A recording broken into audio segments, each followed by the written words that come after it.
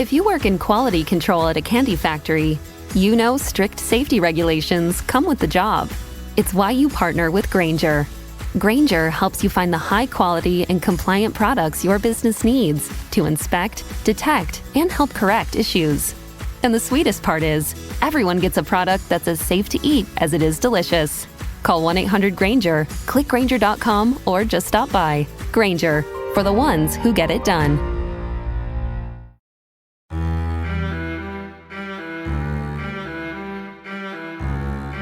I mean, I will never call COVID a blessing because that just seems rude, but it did help in the writing of the book because I basically had nothing to do for a year. My life is very busy, in certain chunks like anyone else's, but because I cover movies, my evenings and weekends are often very full of like festivals and things like that. And so I have very little consistent free time. But because I had all these empty weekends where the only thing I could really do is like go walk around in the park or watch more TV, I had all this time to read and write.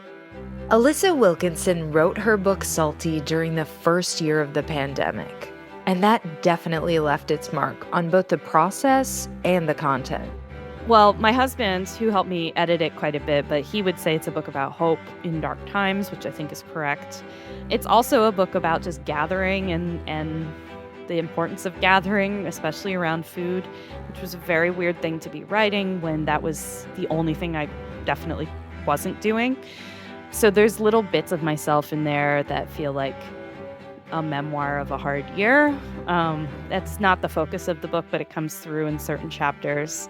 Alissa tells us all about how Salty and her first book came into this world, plus a little bit about her current Joan Didion-related project. We also talk about how book writing fits in amid her daily journalism grind, her unique path from academic to more traditional publishing, and more in today's episode. There's nothing to writing. All you do is sit down at a typewriter and bleed. Welcome to The Bleeders, a podcast and support group about book writing and publishing. I'm writer and podcaster Courtney Kosak, and each week I'll bring you new conversations with authors, agents, and publishers about how to write and sell books.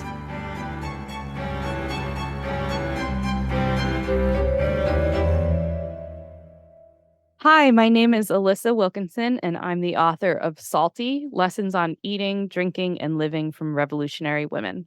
I had such an amazing conversation with Alissa about the writing process for her books. But before we get into that, let's get to know her with the 5 questions.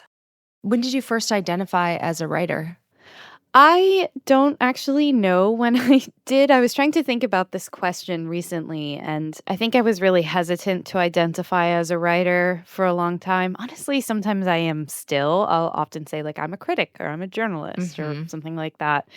I think because my idea of the writing life, big quotes around that, was very much like someone who sits at their desk all day and, works on their book and, like, has like toil over their creative life, and that just wasn't me. But at some point someone said to me, well, like, you write things, so you're a writer. And I was like, oh, right. Yeah, I guess that's your true. full-time job. Yes, exactly. What's your all-time favorite book?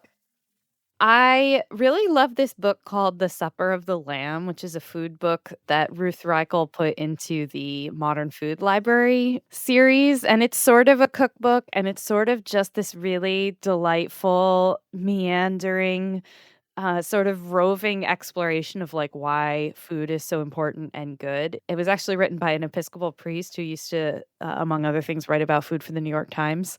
And he tells you at the outset that he's going to tell you how to make lamb 6 ways for 8 people, but he keeps getting distracted, like telling hilarious stories. And so I love this book, and every time I tell someone to read it, they come back to me and they're like, you were right. I feel like this sounds familiar, and I've just been reading your book. Is it mentioned in the book? I think I mentioned it once. I actually way back when I was trying to think about the book, thought I might write something that was more of an homage to The Supper of the Lamb, but that one's still on the back burner. What's your dream writing routine? If I could, and once in a while I can, set up my day perfectly, it's where I like go out for a walk in the morning. I live near Prospect Park in Brooklyn, so I like go out and sort of look at the ducks on the pond and, enjoy people's dogs and drink my coffee and sort of think about what I'm doing for the day. And then I just have like a long expanse of a day that is free to me to write in kind of as it works for me. And sometimes this works out, but that would involve coffee and then, at some point you like pour a glass of wine and read through what you read and get out the pen and sort of edit it. And then I'm able to put it away at a reasonable hour and go watch a movie or something in the evening. Yeah, live your life.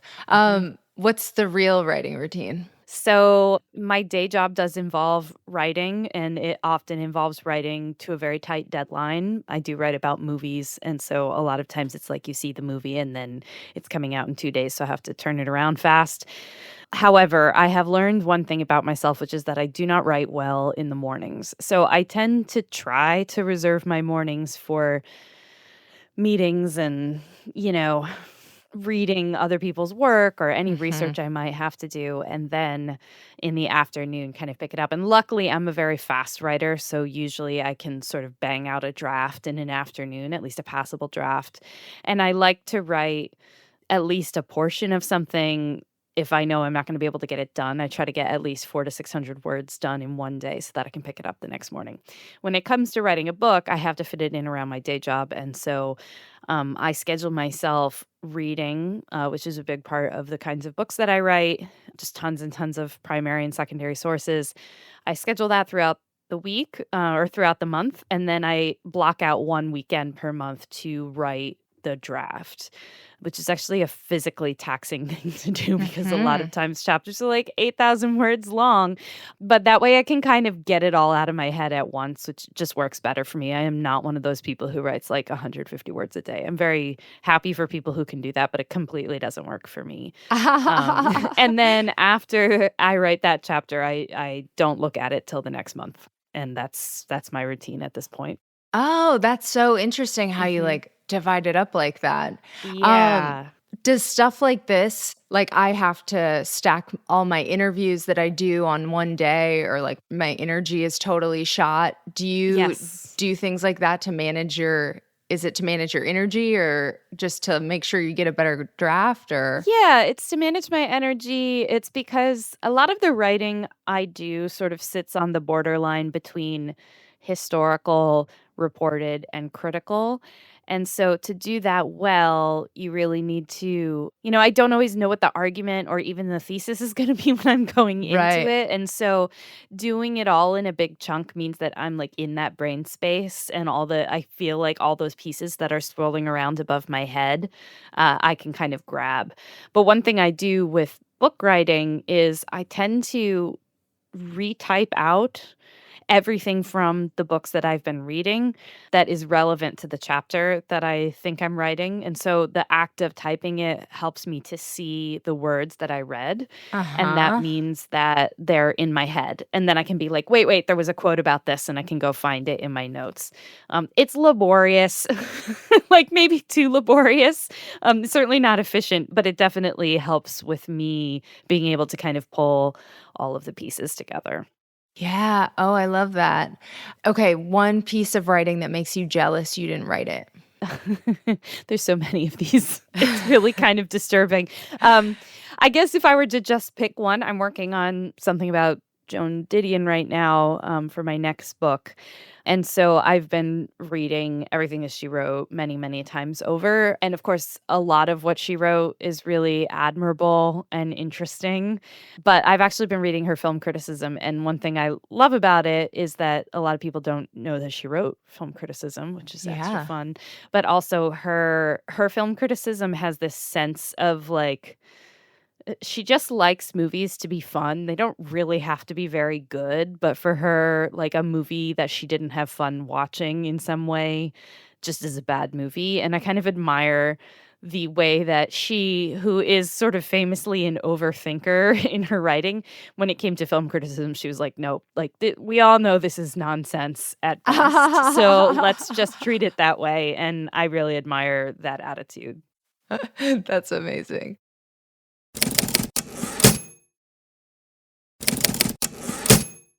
Okay, so criticism and food kind of, intersect with your writing life. So how Yeah. did those things all come together? So, I've been writing criticism for 15 or 16 years now, professionally, in sort of more or less professional capacity. I started doing it really honestly because I had a day job in financial technology after college. And I was really bored and kind of miserable. And I was just like, I can't believe I'm going to be doing this the rest of my life, which obviously I didn't end up doing. And so I just sort of started writing for fun. I had moved to New York City. I was dating a guy who I, eventually married who was working in film. So we were just like going to see a lot of movies. And I was like, I don't know, there's like a lot here to talk about. So I started writing it for various like little web publications. You know how you sometimes you just like write a lot of stuff for free just to Mhm. get out there and get your brain working. And the thing is, if you keep doing it long enough and if you're like halfway decent at it, then people tend to take notice, especially on the internet. And, by about 10 years ago or 15 years ago now, I guess I started sort of hearing from publications like, do you want to write a review of this movie for us or something like that? I expanded myself to writing about a little bit about art, books, television, of course, music once in a while.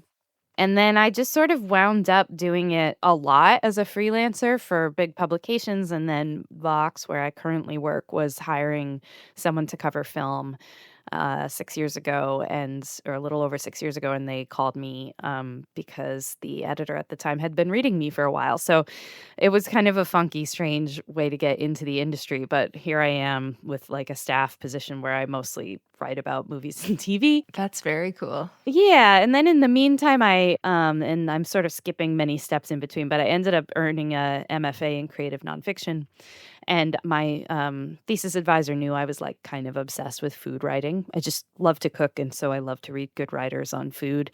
And she said, "Why don't you take a quarter to just read food writing and write about it?" So I did that, and that kind of got me thinking about what makes for good food writing. And so all of these things started to come together when a book editor, the editor who edited my last book, approached me and said, do you have a book? And I was like, I don't want to write a book. Writing books sucks. It's like so much work. And she was like, well, just think about it. And I remembered that I'd had a conversation once with a mentor who said, you should write a book called Cocktails with Hannah, meaning a book about Hannah Arendt's famous cocktail party, the philosopher who had all these cocktail parties in the middle of the 20th century. And I was like, Robert, I don't think that's like a whole book. But then when I thought about it, I was like, that's the seed of a good idea. And so I wound up picking 9 women who I found really interesting from the 20th century, artists, intellectuals. Some of them are cooks and chefs and food writers, and a lot of them are not. And just thinking, what can I find in their stories that is food related that I can hang like a bigger story about them and who they are and what they teach us upon? Yeah, and so that's kind of how I ended up. I was like, this is the only way I'm going to write a book. I ended up writing it that way, and it was a really good way to combine those things. And so when I came to my next book, which I'm working on now, I had to kind of find another innovative way into the story I wanted to tell, which is about Hollywood, American myth making, a whole bunch of Mhm. cultural figures, Joan Didion being one of them. Okay, so all of that is fascinating. Let's back up just a little bit Yeah. and go back to when and why you decided to get your MFA because you were doing this online writing Mhm. and what kind of prompted that. Yeah, so I had already earned one master's degree basically as a way to get myself out of this financial technology job, which is what I was trained for in college. So I got a job at NYU in the IT department as a writer, so I could like sort of ease my way out. They have a whole writing department within the IT departments. About tech? Yeah, it's a very big university, so there's just a lot of, so it was mostly tech writing, but there was some There's a in-house magazine that I was editing. An Oh, in-house, hey. sorry, an in-house tech magazine. NYU is very big. In-house tech magazine that I edited and wrote a lot of, not really knowing how to write a journalistic article. And I don't know if I would really call it journalism, but it meant I would like interview people and write articles. And so I was getting a little bit of that at work. In the meantime, I got a master's in the humanities, which is just sort of an interdisciplinary degree. I really liked it. And as I was in one of those classes, I took a class in the English department on like the modern English novel or something one summer. And the professor said something offhand that I'd never heard of. My parents didn't go to college or anything. I didn't really grow up around, I guess, like intellectuals, but giant air quotes around that. So I didn't know this, but he said, "Oh, if you have a master's in anything in the liberal arts, then you should try teaching freshman composition on the college level because colleges always need adjunct instructors. And like if you don't like it after the first semester, you never have to do it again." And I was like, interesting. So I emailed the one person I knew who I thought might do some hiring at like this tiny little liberal arts college, which is where I currently teach still. And I said, "Hey, I'm finishing my master's. Like, I don't know if you guys need anything for the fall, but I'd be interested." And he said, "Actually, yeah, we totally do. We need someone to teach a freshman writing course." And I said, Oh, "Okay, sign me that up." was a hot tip. Uh-huh. Yes. And it was a really good tip, as it turns out, a great tip for me because it went really well. I was 25 when I did this, and I was teaching college students, how to write. Oh And my it was God. a little scary, but I was like, what can I do? So I sort of flew by the seat of my pants. Then they hired me to teach the second semester course the next semester. That went really well. And midway through, they were like, "Actually, we have a full-time position opening. Do you want it?" And I was like, "Yes, I would like this full-time college teaching position." And so I took it. And then in the meantime, they said, "This is going really well. We really, everyone's likes you here. But if you want to keep doing this full time, you really need to be working towards a terminal degree." Mhm. I believe at the time I was like, "What is a terminal degree?" I Googled it and figured out that I could either get a PhD or an MFA. And PhD seemed like a lot of work. And I was like, I'm a writer. An MFA will be easy. I already write. How hard could it be? Well, it turns out it's really hard work, but it was really good work. And I enrolled in a low residency MFA. So that took 2 years. It was like really good for me in particular. I don't know that it's good for everyone, but I usually describe it to people as like I could have learned everything that I did learn in the MFA on my own. But I felt like it shoved me through about 10 years of like crap. Mhm. And Mhm. then when I was done, I was definitely substantially better writer than I was at the beginning of the program. And I had to read a lot and I had to sort of learn to articulate what is good and what is not good in a piece of writing. And that helped me become a better teacher. And I, built a community as well of people who I think are good readers, which is really what you need as a writer. And then at the end, I had an MFA, which was nice as well. And it meant Mhm. I could be a full-time professor. Totally. So did you start a book length project during that MFA or They didn't let us. really? It was an unusual program in that they said, "We really want the focus to be on you building a writing life. And we find that people who focus too much on getting a book deal, which often happens in MFAs, tend to become like very competitive and very networky and very kind of climbing the ladder, which I Uh-huh. totally get. So we just want you to forget about a book for 2 years." And my creative thesis was like a 10 essay collection basically, but they weren't essays that you would publish together in a book, and I wouldn't publish most of them at this point, but that back then 10 years ago, that's what it was. I know some people have sort of wheedled their way into publishing a book out of that program, but in general I think that was a good focus. And they said if you can write good essays then you can write a book, which is probably true.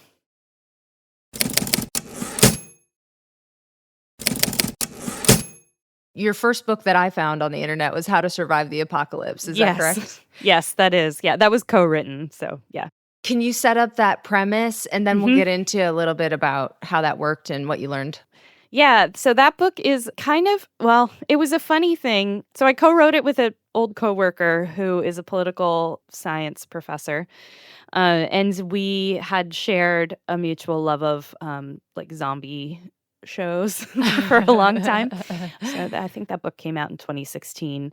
So in 2014, we were both still pretty early career academics, and we were writing here and there. But you kind of need a book to advance in your career. So we came up with this. He really came up with the idea and was like, "Do you want to write this with me?" And I said, "Sounds fun." And the idea was to explore a particular philosopher of modernity that both of us teach to some degree in our work, but to explore him through apocalyptic TV for the most part. So it's like Game of Thrones and The Walking Dead, and we found a way to like shoehorn Mad Men in there and stuff like that. It's a very like of the early 2010s book, I think. And so we split up the chapters, and he would send me his chapters, and then I would kind of rewrite them to sound like I wrote them because I'm the better writer of the two of us. And the goal was always it is a very academic topic, but the goal was to make it extremely accessible and interesting to people who had never read the underlying theorist. And I would say in 2016, in early 2016, the title How to Survive the Apocalypse did not feel quite the same way as it does now when I look back at it. Now it's like we need a handbook. Jesus. I know, right? So, so the goal was just to sort of make a very accessible book. It did kind of end up coming out of the academic side of our publisher and sort of being treated that way, I think, but that was fine.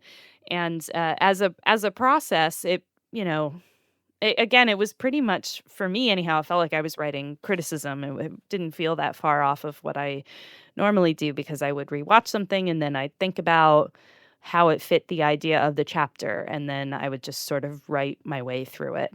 And I think at the end of the day, it's pretty accessible. The first couple chapters are a little dense in the way that academic texts tend to be, but people are kind of tickled by the idea of reading this very complex set of ideas through something as goofy as The Walking Dead. Yeah. Yeah, totally. So it sounds like the process was pretty smooth. Like you were kind of the ultimate editor. Was there anything that you learned about writing partnerships that you would not repeat, or any tips on how to approach that? In general, the writing part went really easily, in part because we'd worked together for so long and we had co-written a couple articles together in the past. So that helps. I think the thing that was reinforced for me, or that was most important, was you have to really trust your co-writer. I mean, he had to trust me that if I was going to tweak or substantially kind of rewrite his paragraphs, that they would have the same meaning at the end that they did when he sent them to me. But we had that trust established already over kind of a long working relationship. I would say the only thing I learned that I wished I had thought about earlier was I am a more assertive person than he is. I'm American, he's Canadian. That might have something to do with it. And so I wish I had kind of involved myself more in the negotiation process with the publisher, which I just think is like a good thing to know generally if you don't have an agent, that you have to be fairly assertive, that they want your book. Like if they're talking to you about your book, they want your book. And so you are in essence hiring them to publish your book, and it's okay to tell them what you want. I sort of learned this by the end when we were in the cover process. I got very pushy about the cover because I really hated the cover they'd come up with. And I was like, no, I'm just not, you can take my name off the book if you're going to use that cover. And they weren't going to do that. So that was good that I kind of eventually got there. But that was the thing that I think I learned most out of that experience. That's smart. So what came out of that? Did it kind of have the impact on your career that you hoped it would? So it did help in that really the main goal, again, was just to kind of help the academic side of my career. And it was like a main piece in my promotion packet. And so I got promoted from assistant to associate professor. And that's really what I was going for. And I think I also gained the confidence that I could write a book length work, which was really important. And I actually signed a contract right after that for another short book that was going to be about kind of like religion and pop culture, sort of like The Changing Shape of Religion as Shown in Pop, I don't know, something like that. But the publisher went under.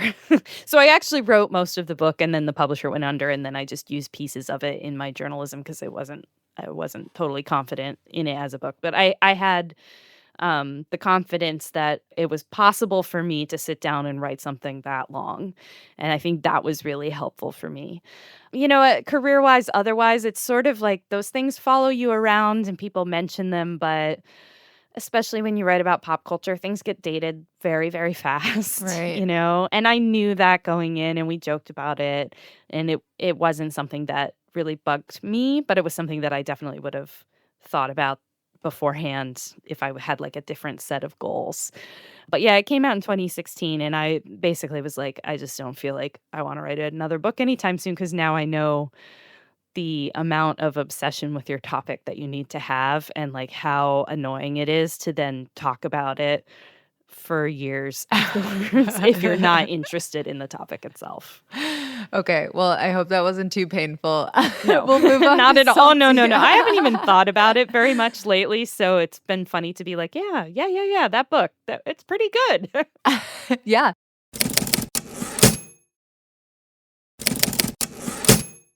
Okay, so Salty came out in June. Is that correct? That is right. Set up that kind of premise and the full title and who it's about. So the full title is Salty: Lessons on Eating, Drinking, and Living from Revolutionary Women.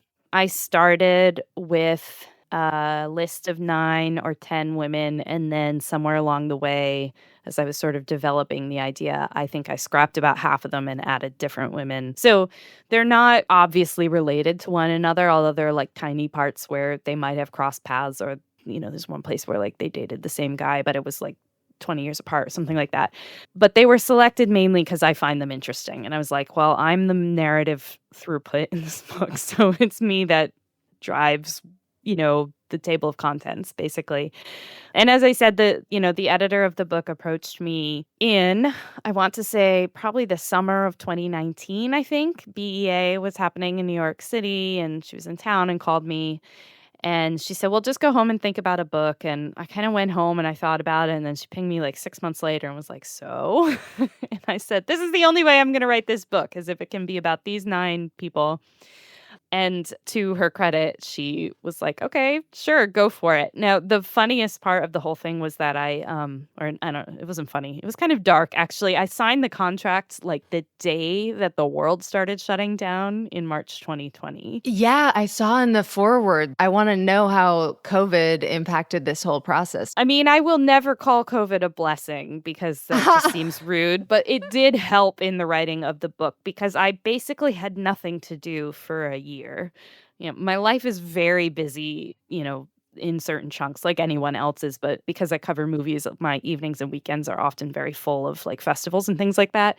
And so I have very little consistent free time, but because I had all these empty weekends where the only thing I could really do is like go walk around in the park or watch more TV, I had all this time to read and write. And that was really, really lovely for me. So I signed the contract in March 2020. Completely separately from that, I got an email from my now agent, who at the time was just a random person cold calling me from the internet that same week. So that happened totally separately. I did Salty without an agent. And then I started writing it. I really didn't start writing the book till September, but because it's basically 9 chapters long, I just sort of worked it out that I would write 1 per month. The first 2 times I even like rented myself an Airbnb upstate and went up and wrote it, which was like really helpful in getting the first couple chapters down. And then after that, I would just write them at home because I felt like I was in a groove and I kind of had an office space. Yeah, and I finished it. I turned in the final-ish draft. I mean, the final first draft on Memorial Day weekend, 2021, which was it felt like I was living in a completely different world than I had been, obviously, in, a year earlier. Yeah, no shit. Crazy. Yeah, I was even like outdoors at a bar when I finished the last chapter, and that felt like monumental, right? And it also felt like this is a book about, well, my husband, who helped me edit it quite a bit, but he would say it's a book about hope in dark times, which I think is correct. It's also a book about just gathering and the importance of gathering, especially around food, which was a very weird thing to be writing when that was the only thing I definitely wasn't doing. So there's little bits of myself in there that feel like a memoir of a hard year. That's not the focus of the book, but it comes through in certain chapters. Yeah, and then, it took, I don't know, 6 months or something to get the edits done. They had these beautiful illustrations. I'm really happy with the final product. And then it came out in June. So these things take so much time. That's pretty fast, though, isn't it? It is. For a book from start to finish? Yeah, I mean, it helps that it's not a very long book. So I'm trying to remember exactly how long it is. I think it's 60,000 words or 70,000. It's something like that. I knew it was going to be kind of gift book sized, which is what it came out to. I'm really happy they put it out in hardcover for that reason. Each essay in it is, I believe, somewhere between 5,000 and 6,000 words long. So for me, that's like a long magazine article, which again, I knew I could write because I do it all the time. So that confidence really translated well when I sat down to write. I just thought like, oh, just write another article. And that was really good. And it just helped that the research process for it really didn't involve anything like interviews or anything like that. I just would read biographies. I would, if the person wrote novels, I would read a whole bunch of the novels. One chapter is on the filmmaker Agnes Varda, and there's a Criterion Collection boxed set that is the complete works of Agnes Varda. So I bought it, and I spent one Saturday morning every week for like maybe 3 months just watching an entire disc. And that was great, and I felt like I was meeting these people sometimes for sort of the first time and really getting to know them and then trying to share them with the reader. Yeah, I definitely wanted to talk about the research process. So it was kind of like regimented because it's definitely threaded throughout the book and it seems like very thorough. Yeah, I'm like a giant academic nerd. And so I had to sort of almost make a syllabus for myself every month where I would sit down and say, okay, like here's the 10 books I pulled that I'm going to read. And then I would divide them up mathematically into how many pages I needed to read per day from which books. And I would do that and stuck to it pretty consistently, which again was much easier because I wasn't doing anything else. Right. So after work, I would sit down on the couch and read for a few hours. And I have like little sticky flags. I mean, everyone does. I have a billion of them just scattered everywhere in my house. Everywhere you look, there's like little sticky flags. And I use them to mark, bits of interest. And I find that reading all that stuff in a really compressed time frame meant that I was skimming sometimes, but it also meant I was quickly developing knowledge of what I was looking for, which was often like trying to find some hook into their life or sometimes food, just because, for instance, there's a chapter on Octavia Butler, the science fiction novelist. Food was not an obvious thing with her. I really had to dig on that one. But as soon as I kind of ran across it in a novel, I was like, wait, I see what's going on here. I see what I can do with this. And then I would sit down with all those notes and I would type them all out. And that would help me sort of see a structure start to emerge in front of me. And then I would, sit down on a weekend and draft the chapter. So you said you had a list and then you doubled it of these women and then you pared it back down. Yeah. So how did you ultimately select who was included? What was kind of your rubric? So one thing I didn't want to do was have anybody that would be expected in a book about women and food. I didn't want to put MFK Fisher in. I love MFK Fisher, but I didn't felt like there's a lot of books about MFK Fisher. We don't need another chapter on her. Even if you don't know who she is, she's very easy to find books about. I didn't want to put Julia Child in the book for that same reason, right? So I was looking for a balance of, I didn't want it to be all about like white women writers, you know? And I didn't want it to be all about chefs or something like that. So I tried to spread it out a little. At the same time, I knew that because this is my preferences and interests coming through. It's very heavily about people who spent a lot of time either in the US or in Paris, particular, where I've spent a lot of time, or sometimes both, just because those are the people who I've kind of bumped into in the past and found interesting for one reason or another. There were some people who I was like, I really want the excuse to read everything they wrote. Yeah. The one that springs to mind is Patricia Highsmith, who wrote the Ripley novels and other things. But the thing that it was like almost an intrusive thought was the moment in the movie Carol, which is based on her book The Price of Salt, where Cate Blanchett shows up at the restaurant and orders creamed spinach with a poached egg and a martini. And creamed spinach is like so gross to me. I have like a real texture aversion, and that I just can't deal with it. And I was like, oh no, I can't talk about Patricia Highsmith. She also doesn't seem to have liked food very much, which felt like I was like, oh, I mean, I really like her. I'm really interested in her. And then I was sort of browsing my bookshelves and landed on the idea of substituting Laurie Colwin for her, which turned out to be a really good idea because a lot of people don't know Laurie Colwin, but everybody should.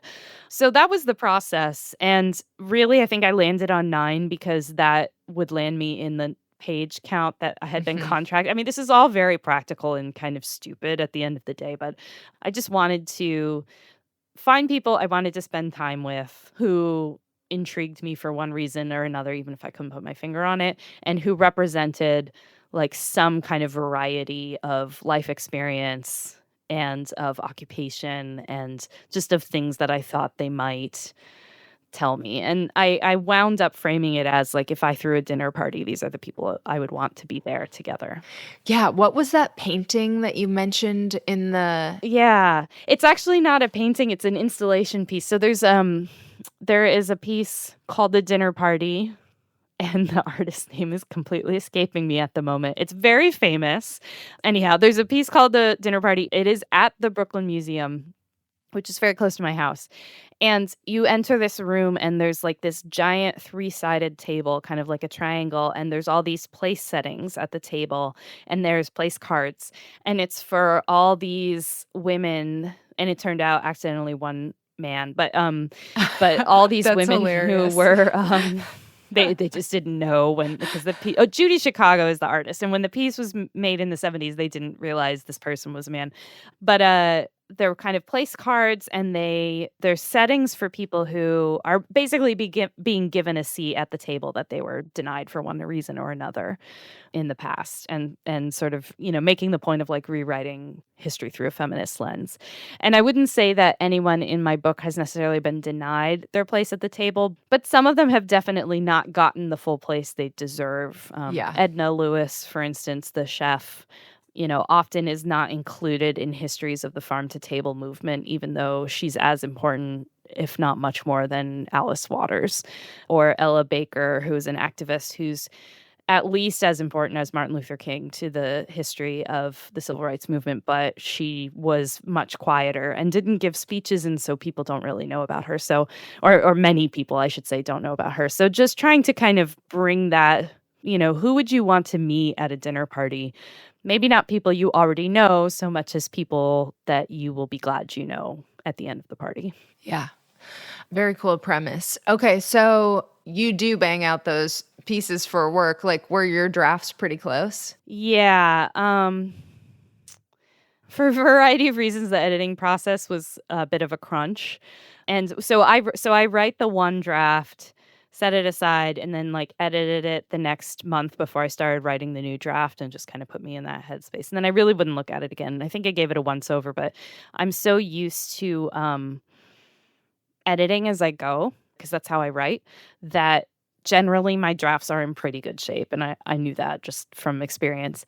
And then when I got book edits back, I had a couple months where we were in like pretty tight edits. And it turned out my husband actually I didn't know this, he's not a writer, but he's a great line editor, as it turns out. And so he went through kind of with a fine-tooth comb and was very helpful with that.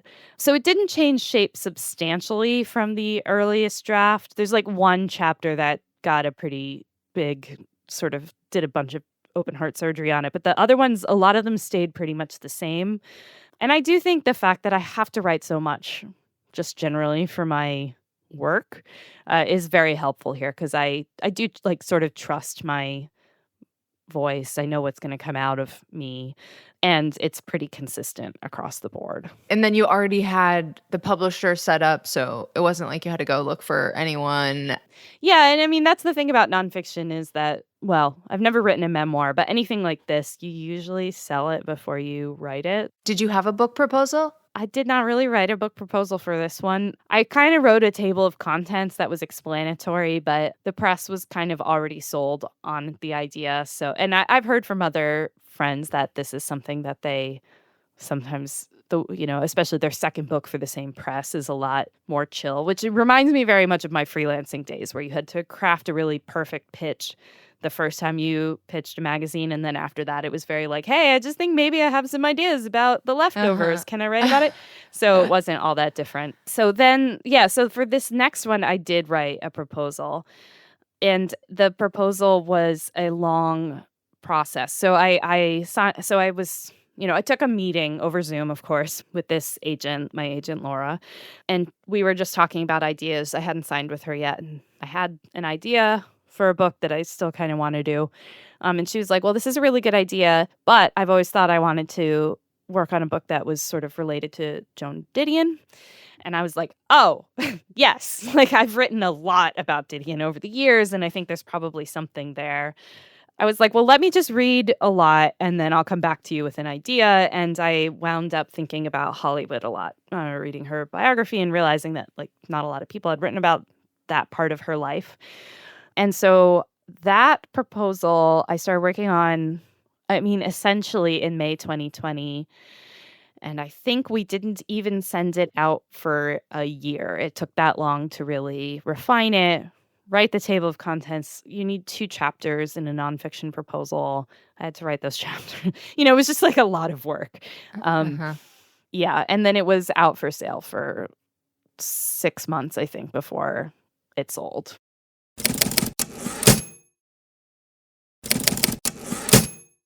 I read that you were a writing fellow at Sundance Institute's Art of Nonfiction Initiative. Mm-hmm. Did that fit into any of these things that you were working on, or how did that work? So the Art of Nonfiction Initiative was within the documentary program there, and they were trying out something where they were bringing in writers and critics to kind of work alongside their filmmaking fellows. And Art of Nonfiction was about like innovative documentary, so not so much what you might see on PBS, but sort of more experimental, I guess, that kind of thing. Ethically dubious.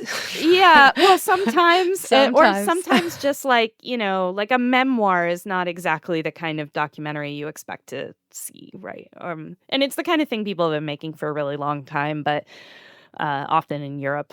Right. So my job was to, well, it was unclear, but the idea was that we would be around, we went to some programming, and then we also would work on like some pieces, and I was writing about documentary. In the end, it was really useful for me because it helped me as a film writer solidify some of the bonds between creative nonfiction filmmaking and creative nonfiction writing, which I think are there but are underexplored at the moment. So I love writing about nonfiction. Of course, like there's so much of it out there that it's only been a boom since that time. But one thing that can be hard as a film writer is if you don't have a great knowledge of how filmmakers think, then you can kind of draw the wrong conclusions about what they're trying to do or why they did what they did.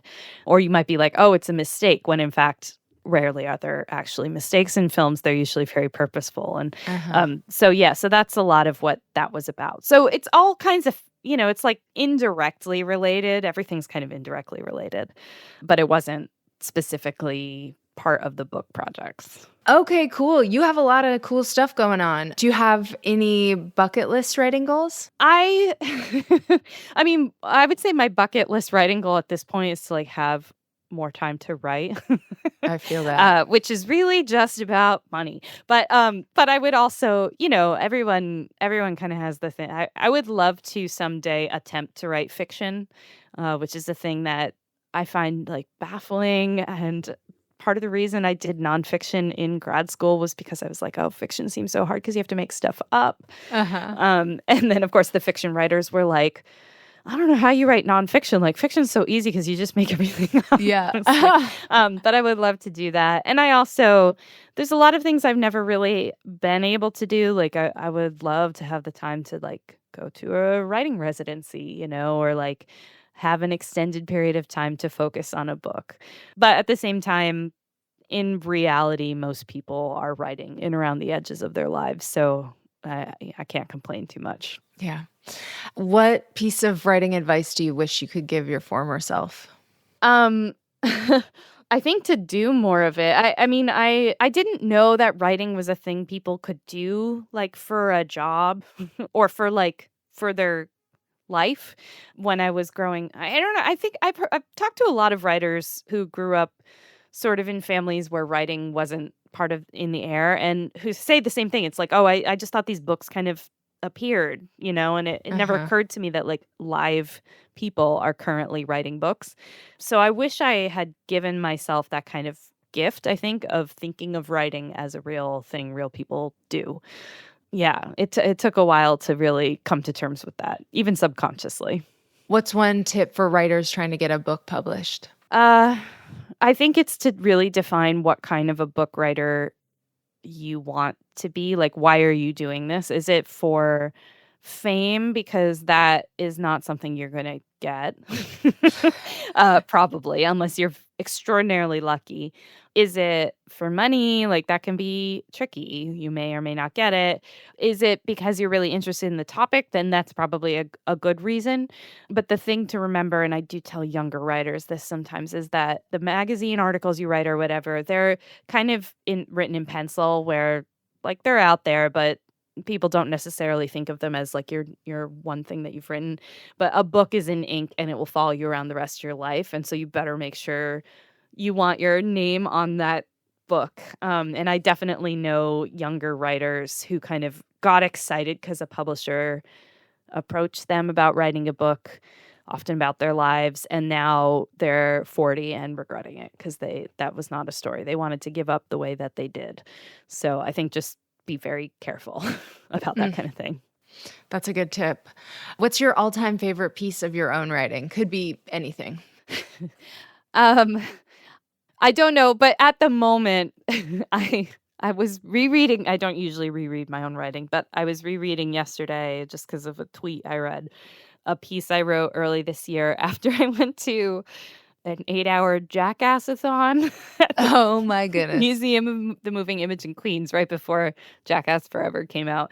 And I'm always proud of myself when I read a piece of writing and I realize like I was funny and I also said something, because that is not necessarily my normal mode of writing. And I feel like I nailed it with this one. And I reread it and I was like, I think I tweeted it back out and said, if I ever publish a collection of criticism, I just know this is going to be the lead essay. And I'm like, not sure if I should feel embarrassed about that. But yeah, it's a lot of fun. It's on, I think it's titled like How I Learned to Stop Worrying and Love Jackass or something like that. But it was a blast. Awesome. Thank you so much to Alissa. I had a fantastic writer chat with her and loved reading Salty and familiarizing myself with her work. So make sure you find her on the internet and stay in touch. I'm mostly on Twitter. My handle there is Alissa Marie, because I got Twitter in 2007 and never thought that I would need my last name in my handle, and now somebody has it and won't give it back. So so Alissa Marie, and all my work, all my magazine work is on Vox with a V. Thank you for joining me for this episode of The Bleeders. Writing is so much better with friends. I'm your host, Courtney Kosak, and hey, let's connect on social media. I am at Courtney Kosak. Last name is K-O-C-A-K on Twitter and Instagram. And make sure you're signed up for the Bleeders Companion Substack for all kinds of newsletter exclusives. There's so much good stuff that I send out to my free list, and I actually just launched a paid subscription with some extra goodies where I take you behind the scenes of all my best bylines. I published a post about my return to stand-up comedy and how I got ready to crush my showcase. I wrote about MFAs and whether or not I think it is worth it. I also did one of my favorite workshops I've ever taught. It's a manifestation workshop that I did for the new year, but it's really good any time of the year. So there's so much good stuff for free subscribers and even more for paid subscribers. And there is a link in the description for that. And join me again next time for another all-new episode. In the meantime, happy bleeding!